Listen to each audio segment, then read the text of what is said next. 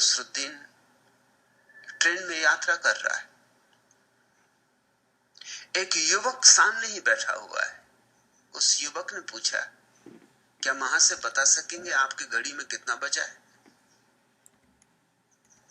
मुल्ला नसरुद्दीन ने घड़ी तो नहीं देखी, युवक को नीचे से ऊपर तक देखा।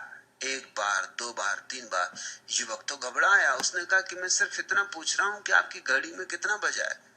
नसरुद्दीन ने कहा, वही तो मैं देख रहा हूं कि जिस आदमी के पास घड़ी भी नहीं है उसको समय बताना कि नहीं।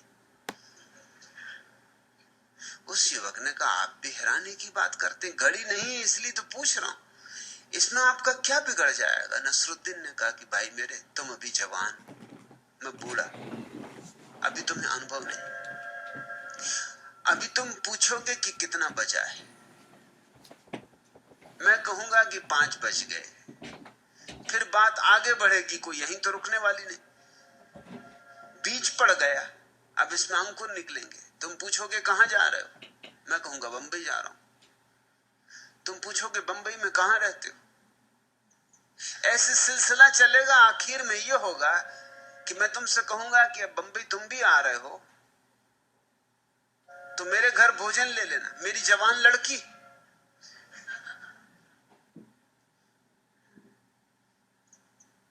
तुम एक दूसरे को देख के जरूर बातचीत में लग जाओगे, फिल्म देखने जाना चाहोगे और झंझटें शुरू होंगी। और आज नहीं कल तुम प्रस्ताव लेकर हाजिर हो जाओगे कि मुझे विवाह करना आपकी लड़की से। और मैं तुम्हें साफ कह देता हूं, अभी कह देता हूं कि जिस आदमी के पास घड़ी भी नहीं उसके साथ मैं अपनी लड़की का विवाह नहीं कर सकता। हमें हंसी आती है मगर ऐसे ही हमारा मन है। ऐसे ही तो तुम कितने जुगाड़ बिठाते रहते। देखोगे गौर से तो अपने मन पर भी हंसोगे। मन सेक चिल्ली,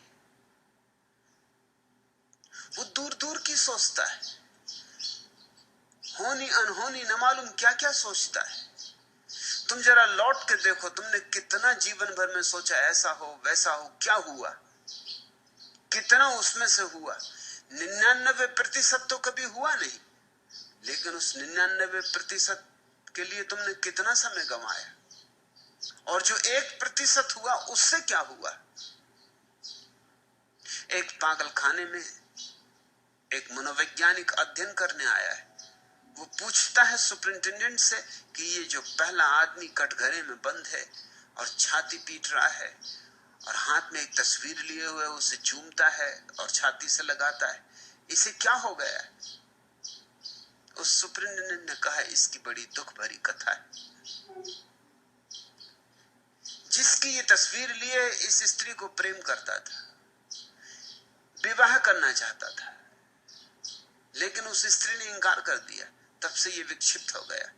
बस उसकी तस्वीर ही अब इसका एकमात्र सहारा है। 24 घंटे उसी की धुन लगी। ये मजनू है, आधुनिक मजनू। लैला इसे मिली नहीं।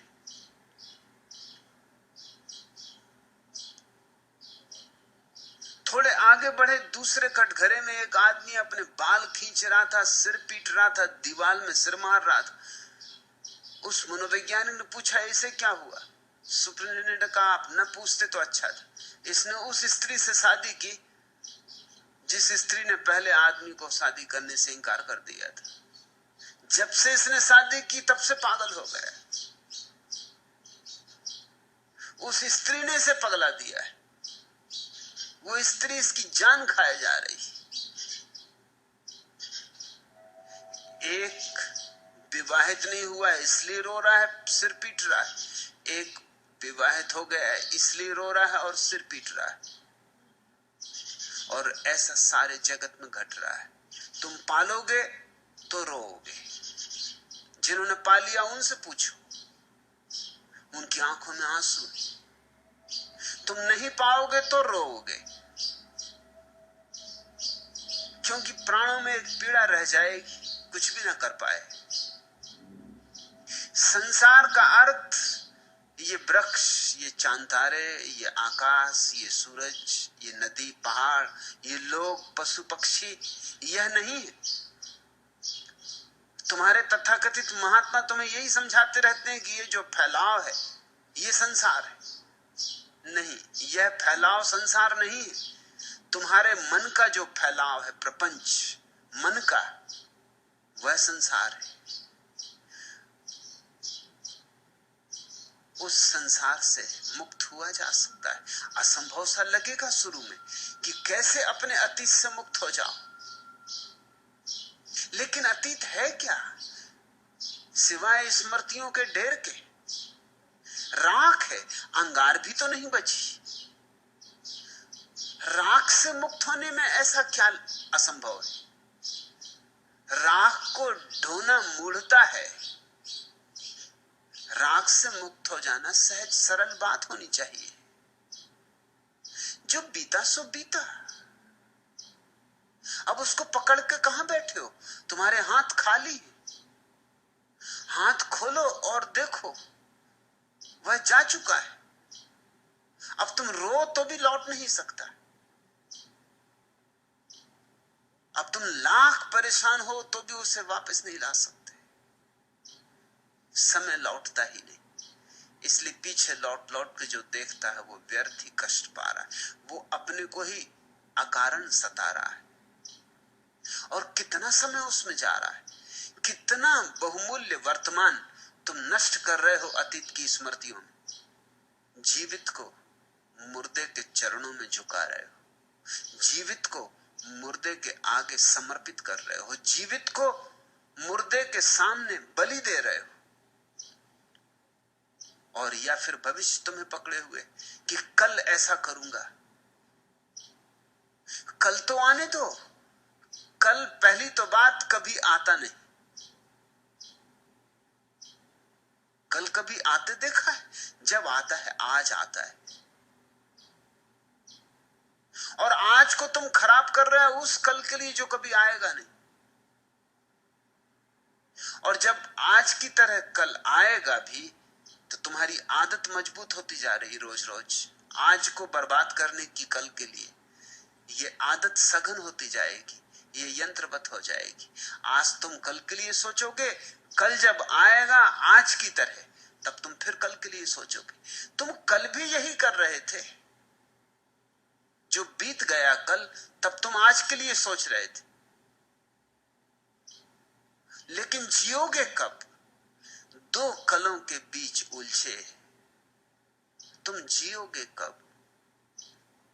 ये दो कल ही चक्की के दो पार्ट हैं जो तुम्हें पीस रहे हैं। इनके बाहर आ जाओ। ध्यान या साक्षी भाव इनके बाहर आने की विधि है। ध्यान का केवल इतना ही अर्थ है, जो है उससे इंच भर यहां वहां न जाऊंगा। मन भागेगा आदतों के अनुसार, वापस ले आऊंगा, फिर ले आऊंगा। ध्यान की जितनी विधियां हैं, अनंत विधियां हैं ध्यान की, लेकिन सबका मूल सार, सबका राज एक है। किस तरह चैतन्य को वर्तमान में ले आया जाए। जैसे विपस्सना है, बुद्ध की परम विधि। जितने लोग विपस्सना से ज्ञान को उपलब्ध हुए, उतने लोग किसी और विधि से उपलब्ध नहीं हुए, क्योंकि बड़ी सुगम और सरल विधि है। मगर विधि क्या है? विधि सीधी साफ है। श्वास का बाहर आना, श्वास का भीतर जाना, इसे देखो। विपस्सना का अर्थ होता है देखो, अंतर्दृष्टि। बस देखते रहो, साक्षी बने। ये श्वास भीतर गई, ये भीतर पहुंची, ये क्षण भर ठहरी, ये वापस चली, ये बाहर गई, ये बाहर निकल गई, ये क्षण भर बाहर रुकी रही, ये फिर भीतर आने लगी।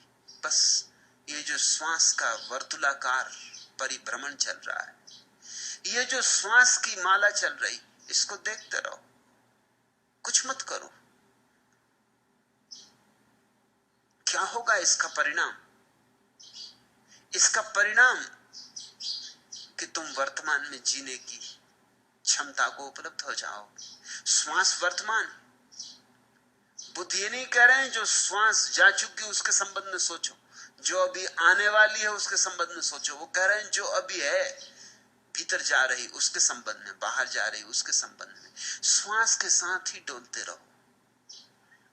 मन भागेगा, मन हजार विचार उठाएगा, तुम चुपचाप उसे फिर वापस ले आना श्वास पर। श्वास तो एक बहाना है, निमित्त, एक खूंटी। यही सारी और विधियों का सार भी है। सूफी इसे जिक्र कहते, प्रभु स्मरण। हर बार अपने मन को वापस लौटाओ प्रभु स्मरण पर। कोई भी नाम चुन लिया, जिससे राम चुन लिया, मन यहां वहां भागे, राम की खूंटी पर वापस ले आओ। पलटू इसी को सुरति कहते हैं। सारे संतों ने इसे सुरति कहा है। सुरति बुद्ध का ही वचन है, लेकिन बिगड़ते बिगड़ते लोक भाषा में आते आते घिसते घिसते सुरति हो गया। बुद्ध ने तो कहा था स्मृति।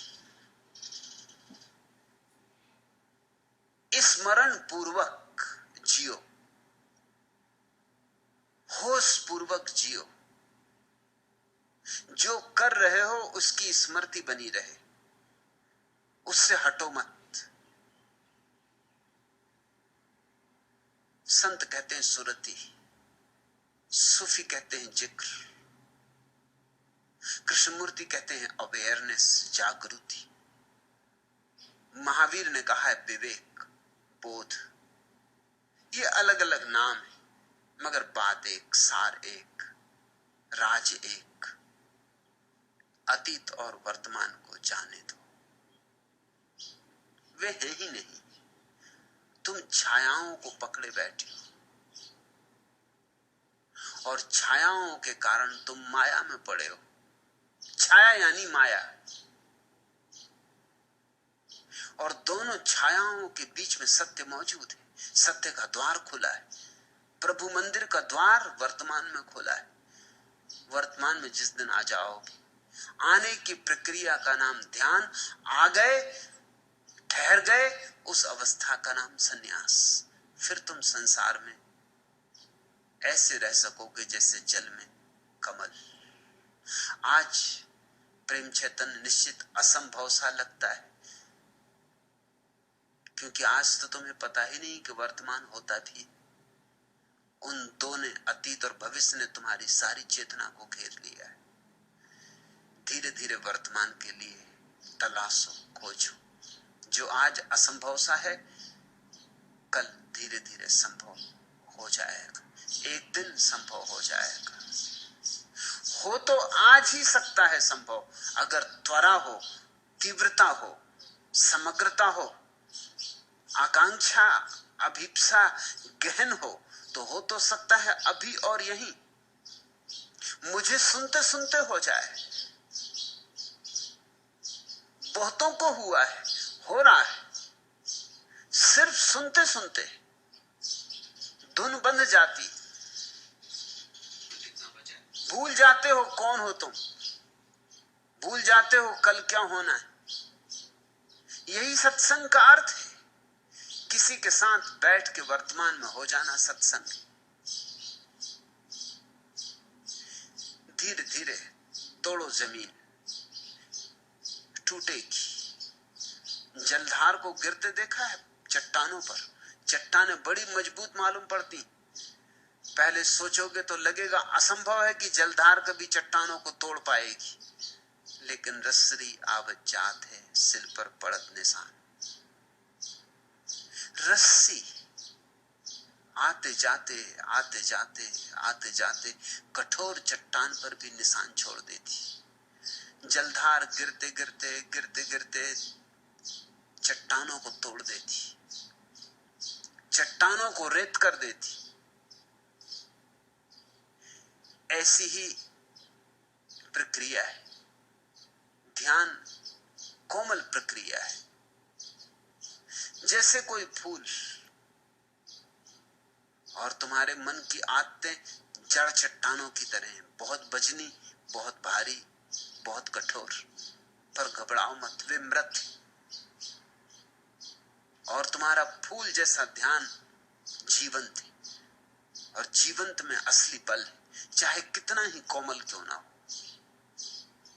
जीवित फूल मुर्दा चट्टानों को तोड़ देगा। तुमने कभी देखा है चट्टानों में से बीज फूट के वृक्ष बन जाते, चट्टान दरक जाती। जीवित था बीज, चट्टान को तोड़ गया, वृक्ष फूट आया। चट्टानों से वृक्षों को निकलते देखकर तुम्हें हैरानी नहीं होती कभी? अद्भुत शक्ति होगी जीवन की। छोटा सा बीज कितनी ऊर्जा लिए था, न केवल खुद टूटा, न केवल अंकुरित हुआ, चट्टान को तोड़ गया है। ऐसे ही आज जो बीज की तरह है ध्यान, कल वृक्ष बनेगा, उसमें फूल भी आएंगे और फल भी आएंगे, महक सुगंध भी उठेगी। चिंता ना लो, असंभव सा लगता है लेकिन संभव होता है, ऐसा मैं अपने अनुभव से कहता हूं। मुझे भी असंभव सा लगता था,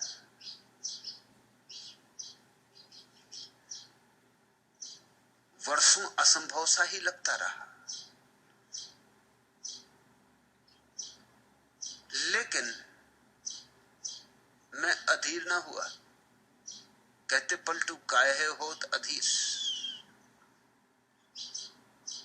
जितना असंभव सा लगा उतना ही मैंने त्वरा से अपनी ऊर्जा लगा दी, उतनी ही मैंने चुनौती स्वीकार की। बस चुनौती को स्वीकार करने की बात है। फिर ध्यान एक अद्भुत अभियान। चांद तारों पर पहुंचना आसान, ध्यान या समाधि में पहुंचना निश्चित कठिन। मगर चांद तारों पर पहुंच के भी क्या करोगे? आर्मस्ट्रांग जब पहली दफा चांद पर चला तो उसने क्या किया? सोच रहा था पृथ्वी की कि कब घर पहुंचे, पत्नी बच्चों की, मित्रों की। सोच रहा होगा कि कौन सी फिल्म लगी मेरे गांव की टाकीज में। सोच रहा होगा कि आज पत्नी ने क्या भोजन बनाया है। था चांद पर, मगर सोच क्या रहा होगा? सोच रहा होगा कि बस अब एक आध दिन की बात और है कि वापस लौटने की घड़ी आ जाती, घर पहुंचूंगा। चांद पर भी तुम तो तुम ही रहोगे, तुम कैसे बदल जाओगे? इसलिए चांद पे पहुंच के भी कोई कहीं नहीं पहुंचता, लेकिन ध्यान में पहुंच के जरूर तुम एक नए लोक में प्रवेश करते हो।